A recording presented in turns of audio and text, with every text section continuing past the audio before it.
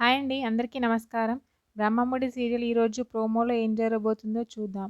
సుభాష్ అయితే ఫోన్‌లో మాట్లాడుతూ ఉంటాడు.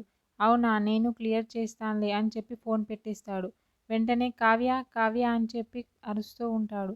వెంటనే అక్కడికి కావ్య వచ్చి పిలిచారా మామయ్య గారు అని అడుగుతూ ఉంటుంది. ఏం లేదు హాస్పిటల్ బిల్లు ఇంకా క్లియర్ అవ్వలేదంట ఎందుకమ్మా అని అడుగుతూ ఉంటాడు కావ్యని అయితే. ఆ మాట విని కావ్య అయితే చాలా కంగారు పడుతూ అలా చూస్తూ నిల్చొని ఉంటుంది. వెంటనే ధాన్యలక్ష్మి వచ్చి హాస్పిటల్ బిల్ ఆపే అధికారం ఈవిడకెక్కడిది అని చెప్పి అంటూ ఉంటుంది. కావ్య మాత్రం ఏమీ మాట్లాడకుండా కిందికి మొహం వేసుకొని నిల్చొని ఉంటుంది. మా మామయ్య గారి హాస్పిటల్ బిల్లు కూడా నీకు అనవసరం అనిపించిందా ఏంటి అని అడుగుతూ ఉంటుంది ధాన్యలక్ష్మి అయితే. వెంటనే అక్కడే ఉన్న కావ్య వాళ్ళ అత్తయ్య కూడా అసలు ఏం జరుగుతుంది అని అడుగుతూ ఉంటుంది. రాజ్ అయితే అలా కంగారు పడుతూ వాళ్ళ అమ్మ మొహం చూస్తూ ఉండిపోతూ ఉంటాడు.